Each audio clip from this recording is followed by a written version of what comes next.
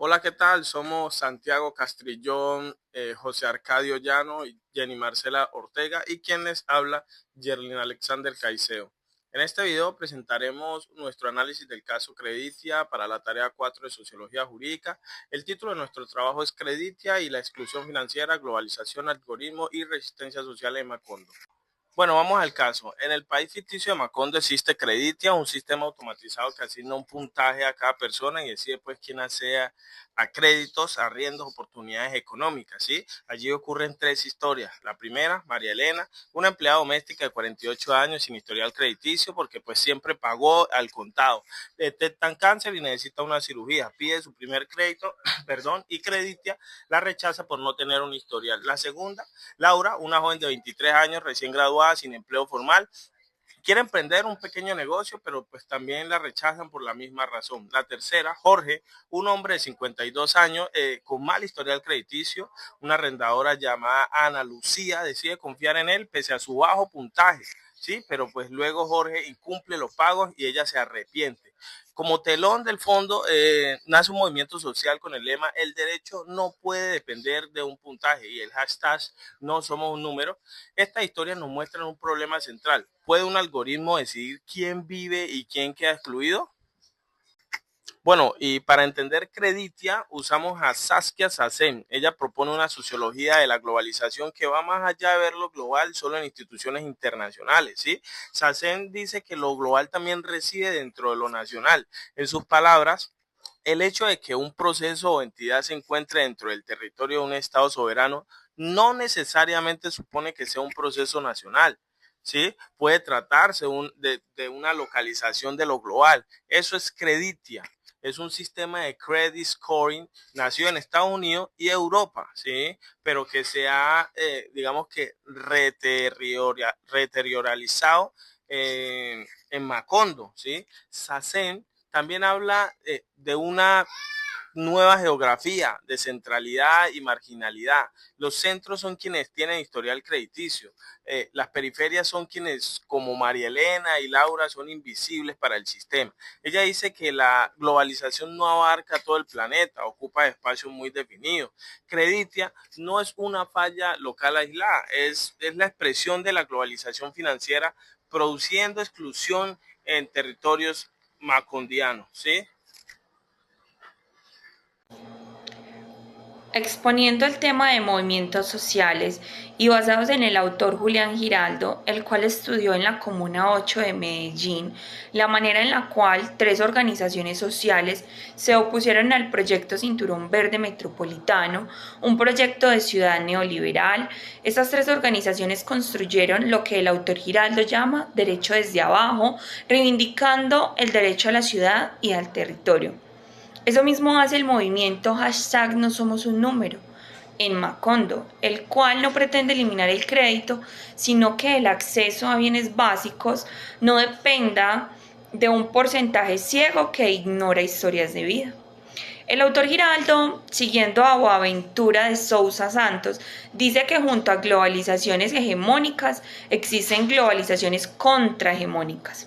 Entonces viene siendo Creditia las globalizaciones hegemónicas del capital financiero y el hashtag no somos un número, las globalizaciones contrahegemónicas, la resistencia de la resistencia organizada de redes sociales y la calle. Hablando de un caso real ocurrido en el año 2018 en Finlandia y documentado por Lawrence Matsad para Algorithm de Wash, nos habla de un hombre de 30 años, de habla finesa y habitante de zona rural, el cual no tenía ningún historial de morosidad. Solicitó un crédito para comprar materiales de construcción a la empresa SWE Economy y esta lo rechazó por un sistema estadístico que penalizaba hombres de zona rural y de habla finesa. Porque lo más grave es que donde ese hombre hubiese sido mujer o hablante sueco, de habla sueca, se lo hubiesen aprobado. Entonces el Tribunal Nacional de No Discriminación de Finlandia investigó y determinó que era una práctica discriminatoria. por lo cual impuso una multa de 100.000 euros y además declaró que los datos estadísticos no pueden ser más significativos en la evaluación del solicitante que los factores individuales. Este caso real es un espejo de lo que ocurre en Macondo, que ya ocurrió en Finlandia y fue sancionado por el derecho. Hablemos de la Constitución Civil Digital. Gunther Steiner plantea algo provocador. La constitucionalización de la sociedad mundial ya no puede depender solo del Estado-Nación. Frente a lo que él llama globalización policéntrica, emergen constituciones civiles en sus sistemas como la economía, la ciencia y el Internet.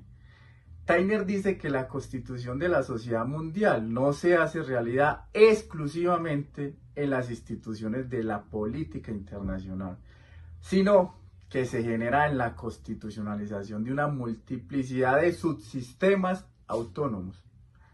Aplicado a Creditia, esto significa que el sistema financiero global requiere una constitución económica mundial que limite el poder.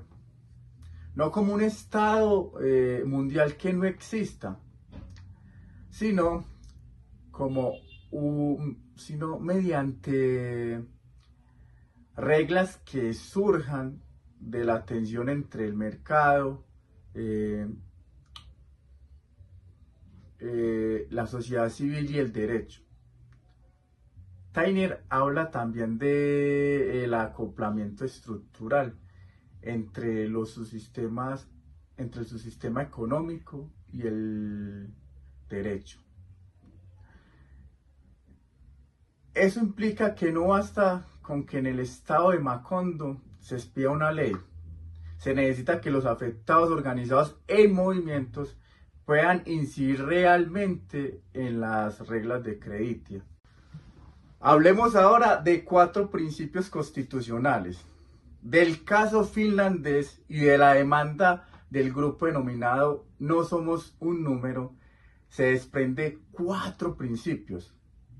El primero, individualización, ya que la evaluación crediticia no puede basarse en correlaciones grupales como género, etnia o lugares de residencia. El segundo, derecho a la explicación, porque toda decisión automatizada debe justificarse de manera comprensible. En Finlandia, la empresa primero se negó a justificar y luego dio razones estadísticas que el tribunal consideró insuficientes. El tercero es la prohibición de discriminación indirecta por algoritmo, ya que los sistemas de inteligencia artificial que producen efectos desproporcionados en grupos protegidos deben ser revisados y prohibidos. Y el cuarto, ya terminando, son los mecanismos de control social y jurídico. Los afectados deben tener capacidad real de incidir en las reglas que gobiernan a Creditia. Esto supone auditorías ciudadanas a los algoritmos y la posibilidad de impugnar decisiones automatizadas.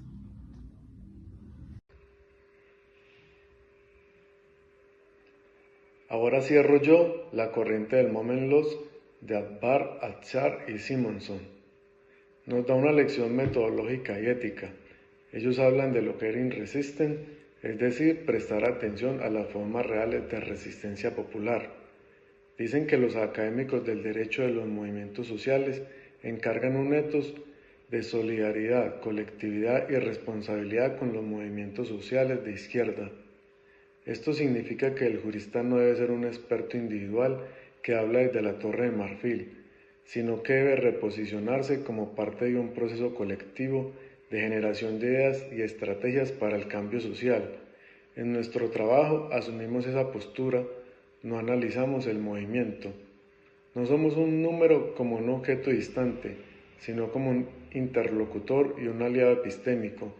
No escribimos desde una falsa neutralidad, escribimos en solidaridad.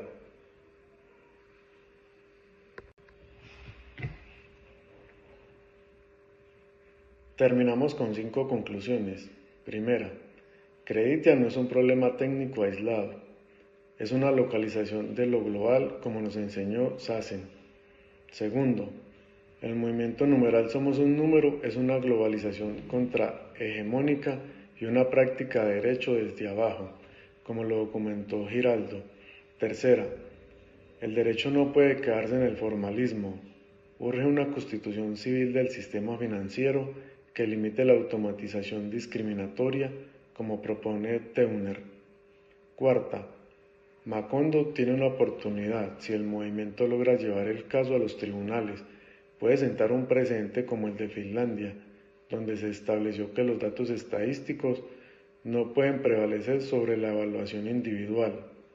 Quinta y última, como académico debemos adoptar una postura del moment loss, escribir en solidaridad con los movimientos, no desde una neutralidad falsa. La sociología jurídica no puede darse el lujo de la neutralidad, tiene que elegir de qué lado del puntaje se ubica. Muchas gracias.